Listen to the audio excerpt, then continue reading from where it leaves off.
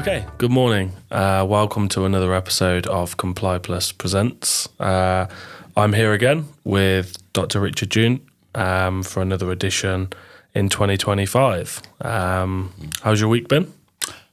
Busy. So as always. Yeah, we've just finished one of our modules at UCL. So it was the final day, so hectic. But anyway, let's get into our podcast.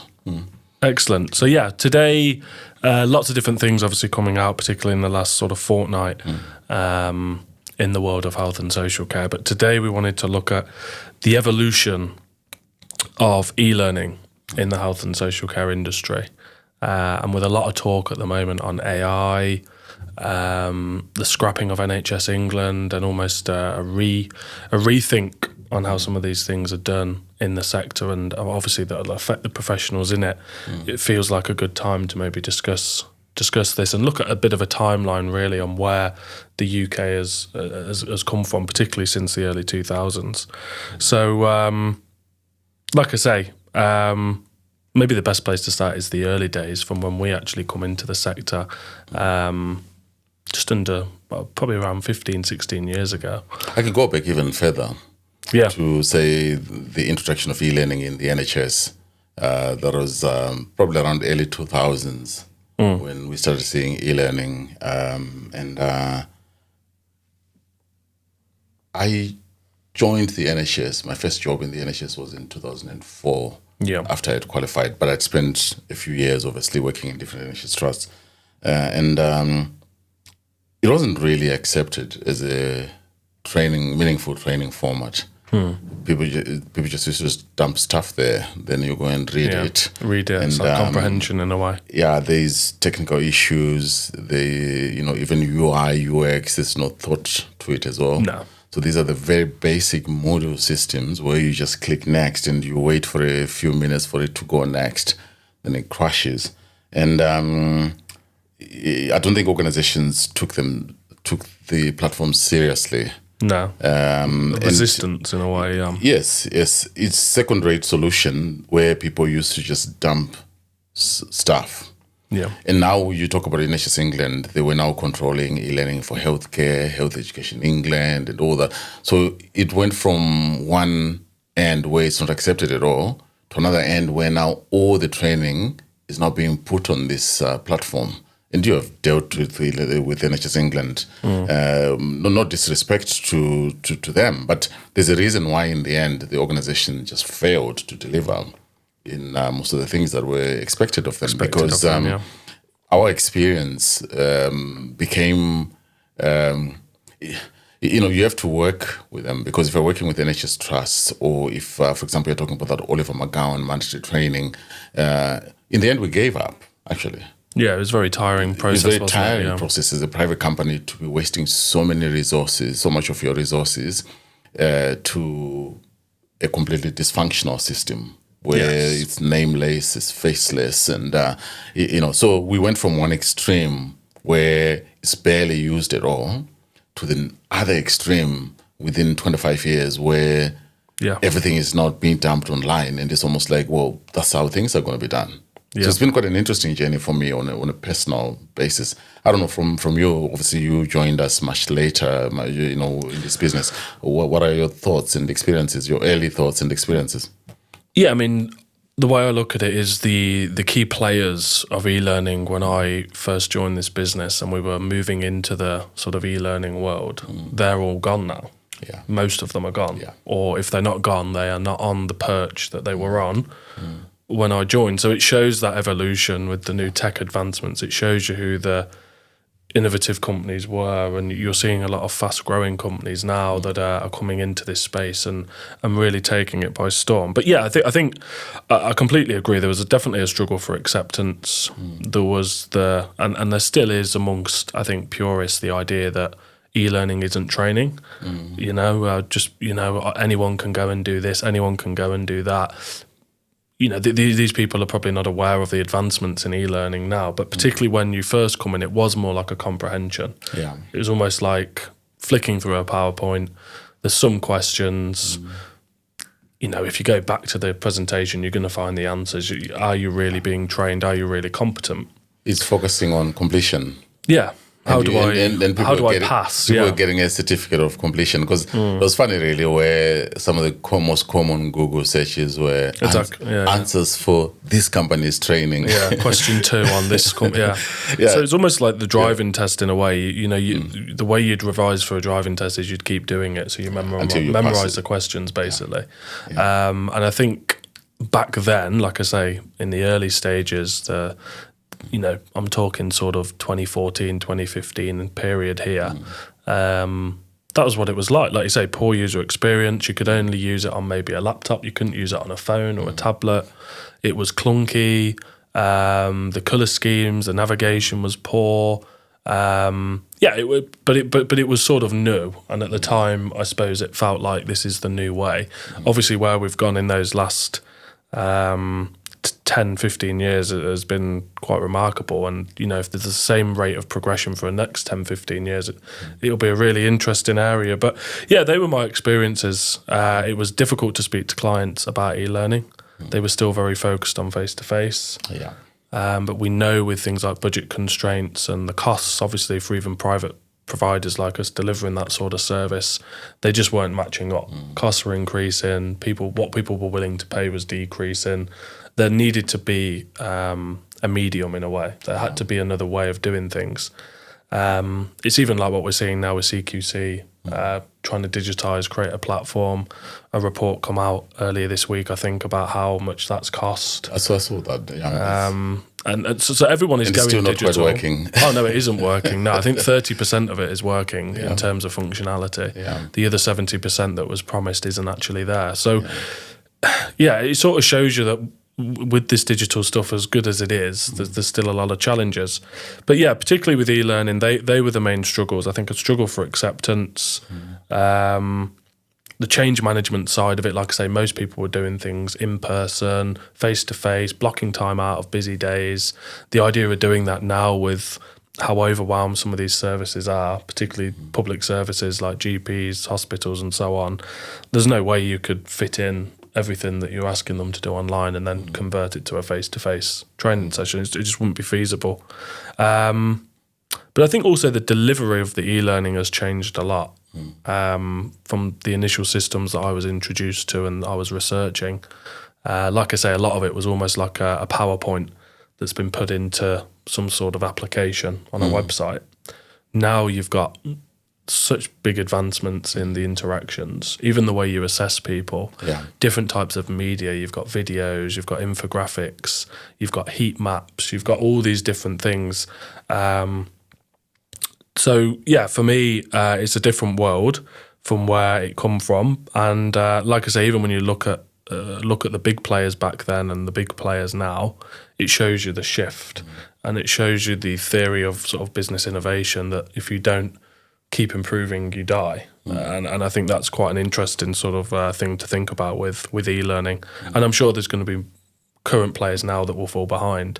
There'll also be emerging players coming through that will take the market by storm. And even for us, we're always looking to try and improve the product. Yes, we want to do what we're doing with marketing. We want to try and sell and this, that and the other. But if you don't keep the product up to standard and keep improving it, keep finding ways to improve the experience, mainly for the end users, then you've got nothing really, Yeah, I do agree. And, it's funny, isn't it, that to say the biggest provider now becomes NHS England. And yet actually sometimes even Skills for Health and all these organizations are coming to us for content. NHS trusts are coming to us for content, but they get the budget. But then still ineffective. Fail to meet delivery, demand, really, fail to meet demand. So my experience, obviously, we started with, when I go back to the NHS, we used to do face-to-face for everything. So you'd go to, to the lecture hall and there's about 100 or 150 of you. Then somebody standing in at the front and going through slides for health and safety. They do one for fire safety. Somebody comes in and talks about infection. Safeguarding started being introduced around the mid-2000s. Same slides every year, same jokes every year, the same. And then lunchtime, you break into groups now to go and do your moving and handling and resuscitation. But for some of us who are having to do advanced life support, then you go and do it separately, face-to-face. And what they were doing in those presentations for health and safety, fire safety, those were the first ones to go online because a lot of them were just basic awareness. Yeah. So from an instructional design perspective, it made sense. But the content was inflexible. The systems were clunky, slow, very poor user experience. They have improved. Even the NHS systems have improved now. Some even local authorities, some of them were using outdated Moodle systems up to just a few years ago. Right, so it's good that things are advancing. But now, even for us, by 2016, we're already doing blended learning. Yes. Because you sort of think, okay, what can we put online? Because at least we were using Tin Can and SCORM. Which were the modern which ways were of doing modern at things the then, time and quite responsive. People could do their training online on the phone, on the mobile phone, and you could put videos and it doesn't crash the system. So blended learning for us was a very early innovation where you cover the theory online. Even where we were going to train people face to face, you could reduce cost by actually covering so many things online. Then you just go for a very high impact practical in-person course. Yeah. Then you are, rather than just giving them a certificate of completion, you are actually assessing competencies. And you can then, organizations can then sign people off. But most importantly, for me, the barriers were obviously the systems were not usable. There was inertia as well. People didn't think that e-learning was worthwhile. Yeah. It's not really a form of training. So there was resistance. And there was lack of organizational buy-in as well, leadership buy-in, and staff just hated it in most cases as well. So a lot of these innovations failed because they were designed for IT departments. Even when I worked in the NHS, this sort of thing, e-learning, it was mostly to do with the IT departments. At the time, I didn't know anyone in clinical practice who was involved. It was mostly an IT thing to do e-learning. Yeah. So they're not designed with the user in mind. Yeah. Right. So to look, how does the user engage with this content? So things have changed in that sense.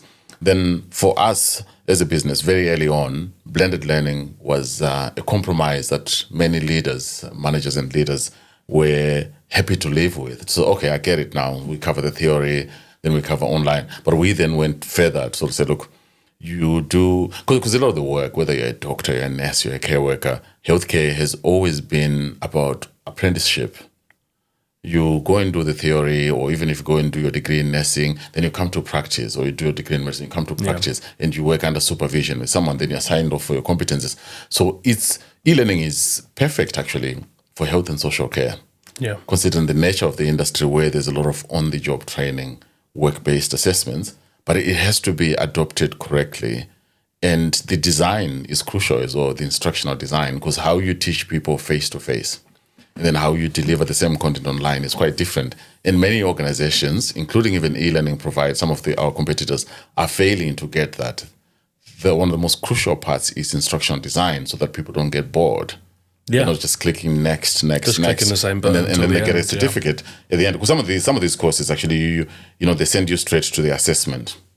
Because organizations sometimes are requesting that. Even we have had people saying, can we just go straight to the assessments? And they think, well, if you're going to be holding our certificate with our logo, our accreditation, you've got to go through the course. You've got to do in-course assessments. And then you get to the end of course assessment, because what's the point of just going straight to the assessment? Tick box. Yeah. So that we comply. Yeah. Yeah. 100%. And we know that those sort of systems still exist, unfortunately. But so I suppose obviously COVID-19, you can't talk about the evolution of e-learning without discussing the pandemic. And COVID-19 really was quite a tipping point. Almost like was a catalyst for this transformation and forced the non-believers, let's say, or the people who had that resistance to just accept it and get on with it, because compliance didn't stop during COVID. There was obviously some reliefs. There was some workarounds in terms of, people's training expiring and so on. I think there was a bit of relief given there by the government and governing bodies, but it still had to go on, and we didn't know when the pandemic was gonna finish. But also, training was more important because rules were changing as the pandemic was as it was going on and as it was evolving, the different news coming out, the research about the virus and so on. Updates even as well. Yeah, so even people had to be trained on coronavirus, what actually, what is it? What are the dangers? How do we deal with this? There was changes in infection control protocols, health and safety, even the life support changed, I think, for a period of time, didn't it? So, it shut down the in-person training overnight. Yeah. E-learning became essential, wasn't optional. So how did you find that sort of period? Whether you were engaging with other professionals in your network or other stakeholders or even other businesses that we were working with? I think it's interesting because what just a few months before was a second-rate alternative suddenly became the backbone for compliance, workforce development, and ensuring that people are safe at work. Because we had to write a coronavirus course, what is COVID-19? And then we're updating it every week. Yeah. And it was not, I think that course, because we gave it for free, more than 100,000 people signed onto that course. Even people that were working in the NHS, because there was a bit of a delay. We worked very quickly to do that. But for me, sometimes actually you need those pivotal moments for the balance to tip. If you look at, like my area is diffusion of innovations in healthcare, there were some people that we worked with that just got it straight away, right? So that 2.5% just got it straight away very early on, around 2014, 15, when we built our first platform. Then we got another 10%, maybe up to 2016. We had to price a lot of people out, especially the adult social care. We struggled really for them to accept e-learning. And what we wanted to charge for the face-to-face, they were not willing to pay. So we ended up looking at specialist providers. Right, so the COVID forced everyone to go to e-learning because there's no alternative. Even some of those companies, the care companies, care home group, domestic care companies that didn't consider e-learning as worthwhile at all of a sudden we had to work with them. All of a sudden we had to work with local authorities. I remember two courses in particular actually. One was verification of death, which were done for hospices. And the other one was clinical observations, which were done for small agencies that were sending people to the NHS. Those became the crucial courses because so many people were unwell now in care homes, in their homes, and care workers needed to check observations, and care workers were now verifying deaths. And I remember the first meeting we had with a few of the local authorities saying, but we wrote this course for nurses. It's a clinical course. So, we haven't got a choice because district nurses are not coming out, GPs are not coming out. So we had to change that course a little bit so that care workers, you look at the language and all that. So why I'm saying that? Because previously to deal with local authorities was very cumbersome. To deal with the NHS was almost impossible. But then all of a sudden, they were looking for solutions wherever they could find them. And we were well positioned to provide those solutions with a very interactive e-learning platform with huge amounts of content and with a huge turnaround time. If they wanted new content done quickly, we could build it very quickly and adapt it very quickly. We were running webinars because we were using Zoom way before COVID. We were using a lot of these AI tools way before COVID. So we were well positioned. And I think when I look back, actually, I don't remember, I know the pressure during that time that we were working with, but it was from a work perspective, how satisfying it was to work like that, to be able to come up with solutions. There were people buying our courses or taking our free content in Pakistan, in the Philippines. It was worldwide. In Kenya, in Jamaica. Worldwide, people were looking for solutions. And from a business perspective, we got a lot of business, right? But what for me was satisfying was providing solutions to real world problems. I felt that at that time we became a truly global company without even seeking that sort of position. But also, all of a sudden, some of the solutions that were very expensive before COVID became readily available. There were a lot of developers now who are not going to work or they're working from home, and now they are cracking and coming up with solutions. It changed e-learning forever.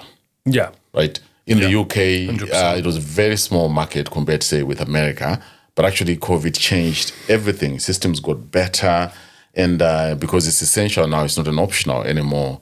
And even for us as a business, some of our systems that we built before COVID we're now being overtaken by newer ways of doing things. Because it advanced so fast. Yes, and even some of our customers, because people were trying different things, then they'll come back to you and say, well, this company is doing this. Can you get that? Then you sort of think, oh, okay, how long is it going to take us to develop that bit?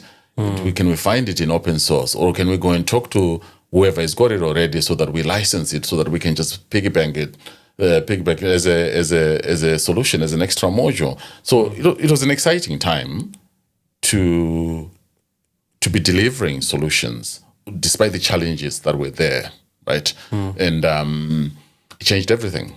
Yeah. No, it makes sense. Yeah. I remember the time. Yeah, like you say, it was very full on. But like you say, that period of time has definitely changed the landscape now. Yeah. And like you say, I think for the better, because the quality that's come out of it now, like you say, it's really groundbreaking. From your side, though, because obviously post-COVID, things changed a lot for us as a business. Yeah.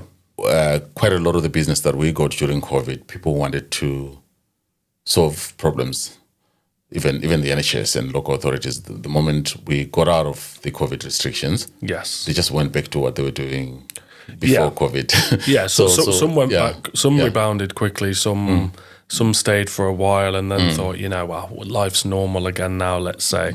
That was obviously challenging. A lot of businesses experienced the COVID bounce, didn't they? That there's lots of different companies that during COVID there was a lot going on, whether that's sales activity, whether that's just general interest, and then there's a bounce. But I think, like you say, it did raise the bar. And I think the point you made about what the customer expects now is a lot higher. Yeah.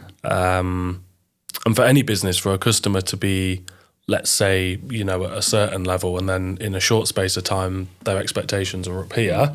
They don't necessarily want to pay any more for it, but they're expecting it. They expect it to be there.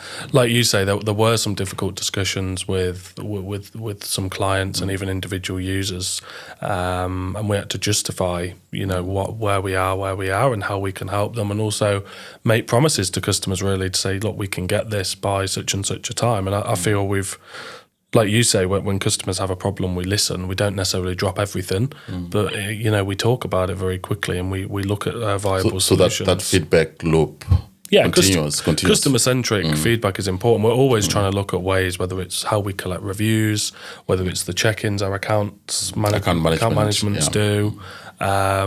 Like I say, whether it's reviews left on public platforms, whether it's on our website. We're trying to improve the idea of case studies and surveys as well. Because from all this, all the data you get back from those, although they can take a while to set up, it can really help shape where you want to go with the system. Because if, like we said in the opening segment, if it's not with the customer in mind, you can have all these great ideas and pat you on the back, but actually, is that going to work for customers? Is that actually going to build a sustainable product? Like I say, I remember the times of COVID. It was very full on, very intense. Like you say, we were getting lots of different requests from pretty big organisations. And I felt we delivered on a lot of those. But like you also said, a lot of them did go crawling back to previous ways, or maybe they stuck around for a while. But then, like I say, in the end, people have gone back to some of the default systems that they were using. So, I suppose that's the nature of the time, and who knows what's going to happen in the future. So it's quite exciting, because even when everyone is talking about AI now, we've been using it for a while, and most people have been using it for a while without calling it AI. Like, how long have we had prompts and reminders in the system, even drip-fed content and things like that? But now, actually, there's an expectation for more tailoring to specific roles. I think so, yes. The existing knowledge of the person, and if they are more knowledgeable, then they can move to the more challenging learning content, some of the more challenging content, but also performance as well. So we've we've been working with the General Dental Council. We've done some content for the NMC registered nurses, even doctors as well, so that our certification process meets the requirements of the professional bodies. So customization actually is even more required now. So personalized pathways, real-time tracking, and then people collecting their CPD points and ensuring that they are complying with their professional requirements, but also from a continuing professional development, because I know that a lot of our content originally was statutory and mandatory training, and it's still quite a challenge to convince people that they need to look beyond statutory and mandatory training, because it's a tick box mentality.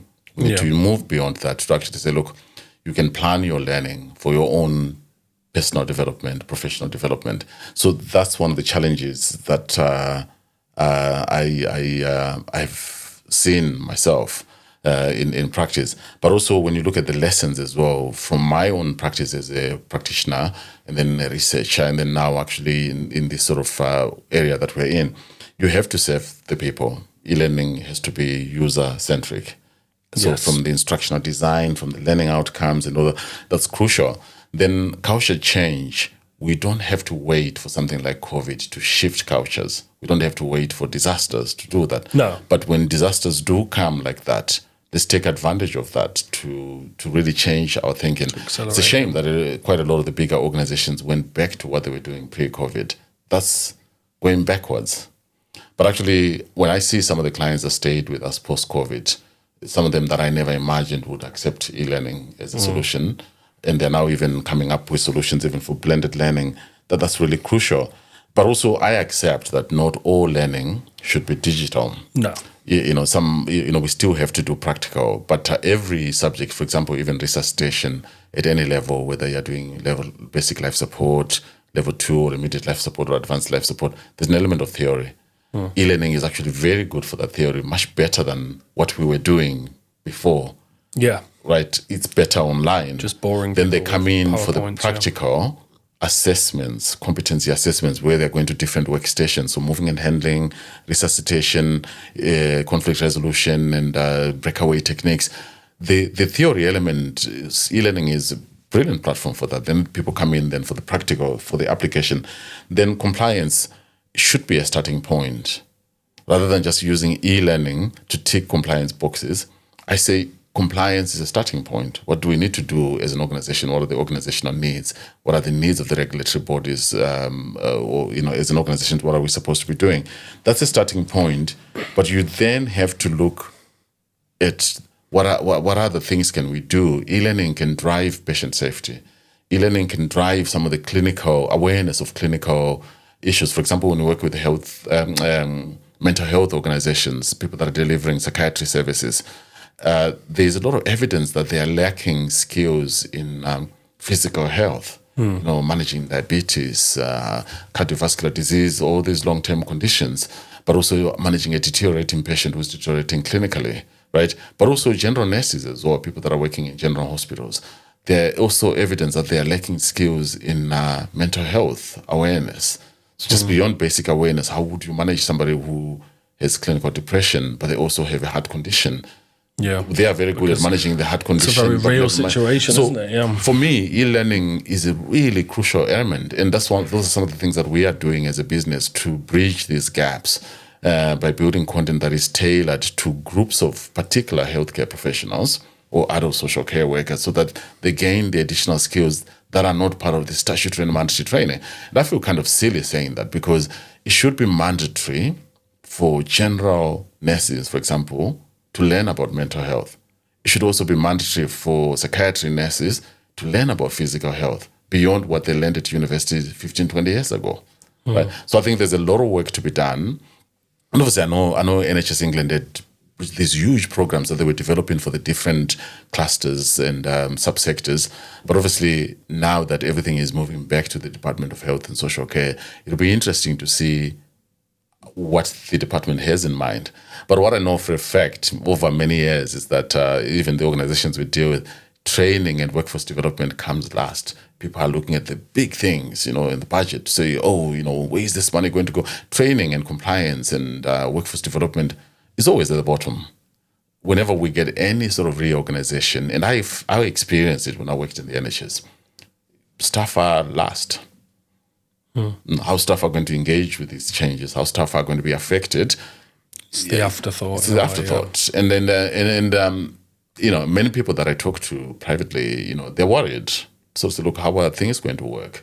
And even the budgets also for organizations for workforce development, people don't know what's going to happen. It's very unclear right now. We have a timeline of 2 years to bundle NHS England into Department of Health and Social Care. But what's going to happen to all these things that were gobbled up by NHS England over the years, including workforce development? It was a challenge, but there was something in place. Is that going to be left to carry on? We deal with NHS Trust. We provide them a lot of solutions. What's going to happen as well? So many organizations that are in the tech sector, workforce development, supportive organizations that were supporting the day-to-day running of an organization like NHS England, we're left in limbo, wondering what should be done. But we can't stop until the government figures out or tells us what they're doing. We still have to carry on and try to anticipate how to deal with any backlash on the back of this. Yeah. But anyway, look, from your side, when you look at the future, because I know you're the one that deals with our developers, what's the future of e-learning? What's going to be next? And it's already a digital wave. How is it going to pan out, and what should people expect? I think there's a couple of ways to look at it. I think like we're trying to say, e-learning isn't just about training and saying that someone's done this course or done this program. I think the modern day e-learning as a platform can do so much more.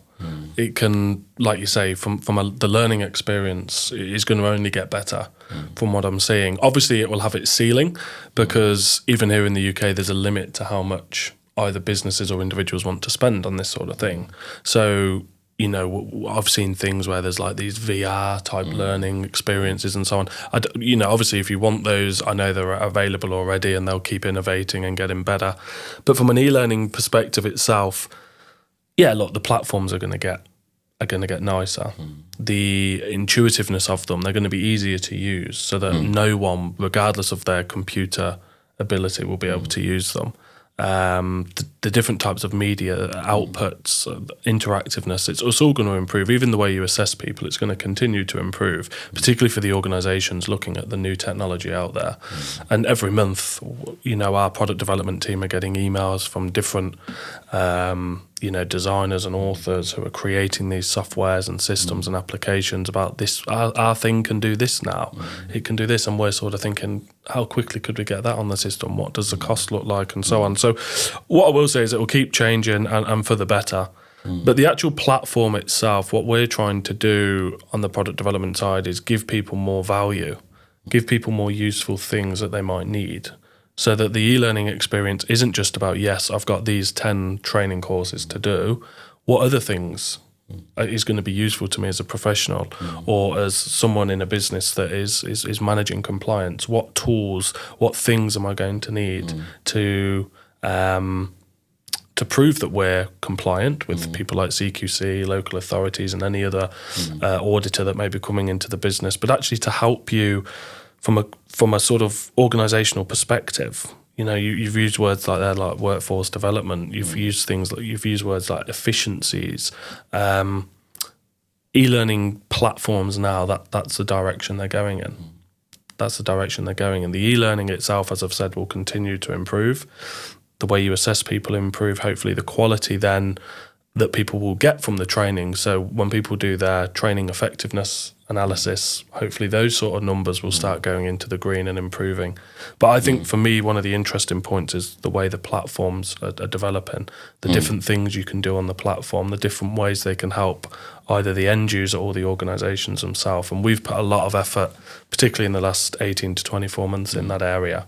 And we've actually got an exciting module coming out for end users, hopefully by the end of April, if not early May, it will be launched, where people can actually track all their CPD, whether it's from our e-learning platform, whether it's from external platforms. They can upload their certificates and manage that. Face-to-face.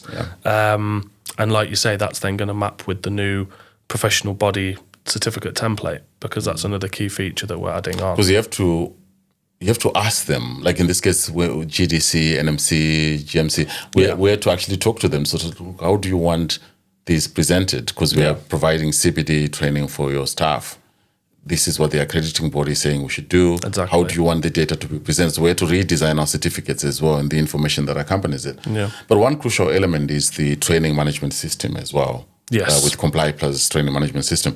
Because I know NHS England had done quite a lot of work here with the electronic staff records to link, and we had to link into that system as well. Yes. To make sure that our certificates are accepted in the NHS.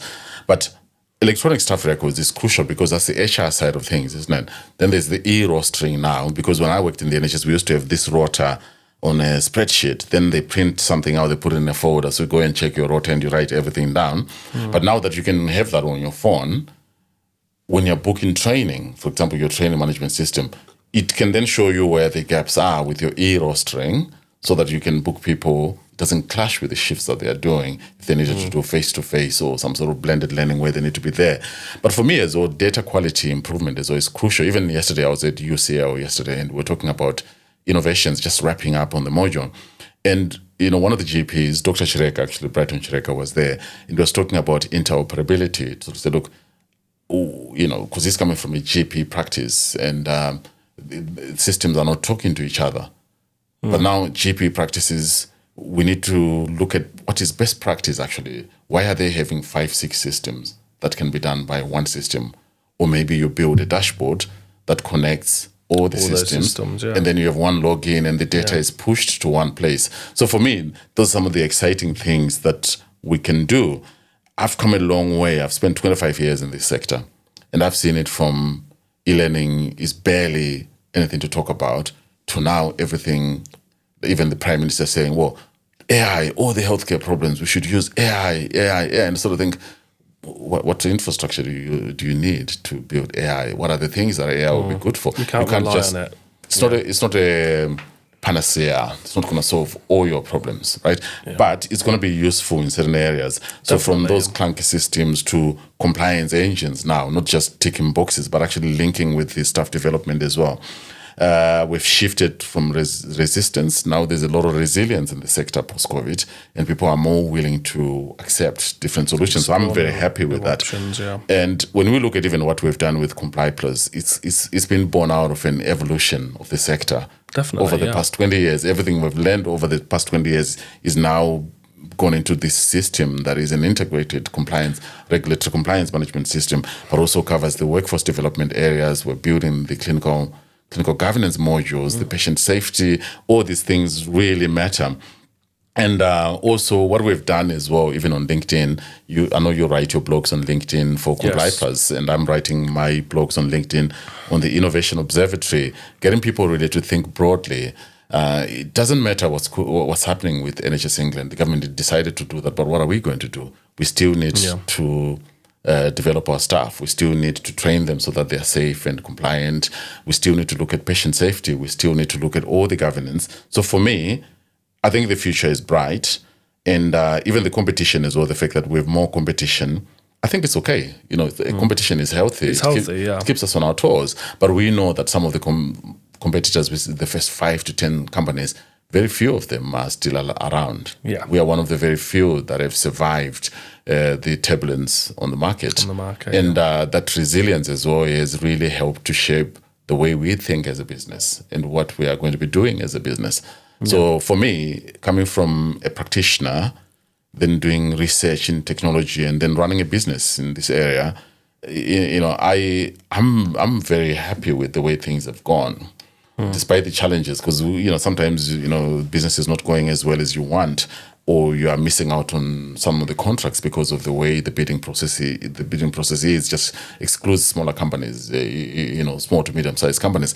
But actually, the resilience that we've built over the years, we don't bother even worrying about the competition. But it's important that there's competition because you learn from each other. If other people bring in new technologies, it's good to learn from them. What's there on open source. Even our developers as well keep developing and building that team. It keeps us on our toes. So it's a healthy environment in that sense. Yeah. No, I completely agree. So any other final thoughts before we close? I think we've sort of summarised where the journey and that timeline, and also I think futuristically where we see things going. But any final thoughts for the listeners? It's quite easy to be downbeat. The world where we are right now is it's worrying. Every day there's something about geopolitics. Sadly, you and I can't ignore the news, because I know some friends who don't listen to Radio 4 anymore. They listen to Radio 3, just listen to classical music when you're driving to work. I have to listen to the Today program and hear what's going on now, the wars that are going on, the geopolitics, what's happening with NHS England, with CQC. It's quite easy to be downbeat because the world is not in a good place right now. But I prefer to be solution-focused. Yeah, how do we fix this? How do we fix things? How do we respond? Because we still have to wake up and run businesses. Care companies still need to wake up and look after people. When I go to the hospital, I'm hoping that people are turning up to do their shift and they're prepared to deal with me as a patient. So for us as a business, a lot of the noise that's going on doesn't matter, and I know some of our competitors as well. They feel the same. Every day we're looking at creating opportunities from some of these big issues that are going on, and then come up with solutions to help. Whether it's a local authority we're working with, whether it's a small care company, whether it's a recruitment agency, or whether it's an NHS trust. We get up every day and we do what needs to be done. Yeah. E-learning is here to stay, and it's only going to get better. Gamification, you're looking at tailored solutions, you're looking at AI, getting more AI-powered solutions where people can customize their learning. Their own experiences, when they do their reflections to submit for the NMC revalidation or for their interviews, doctors or people that are registered with the Healthcare Professions Council. It doesn't matter. We keep building these solutions and we keep collaborating with more people. Even some of the people that were our competitors, we work with them now. Because actually the cake is so big, there's more than enough for everyone. And actually, you find that sometimes there's no point competing with people. Why don't you sit down and find ways of working together so that you build things quicker and also better quality, and you deliver on time? Yeah. Excellent. Excellent. Okay. So thank you for everyone for listening. We'll be back in the next couple of weeks with another edition. Not sure what the topic will be yet, but we'll see. We're talking about mental health, actually. Mental health. We've got a potential guest speaker lined up for that. Hopefully you enjoyed the last guest speaker, Helen Ivers. And I think the initial feedback was pretty good from what I hear. So, more guest speakers, definitely. That episode should be coming out very soon. So, but otherwise, have a great weekend and we'll see you next time. Yeah. Thank you. See you next time.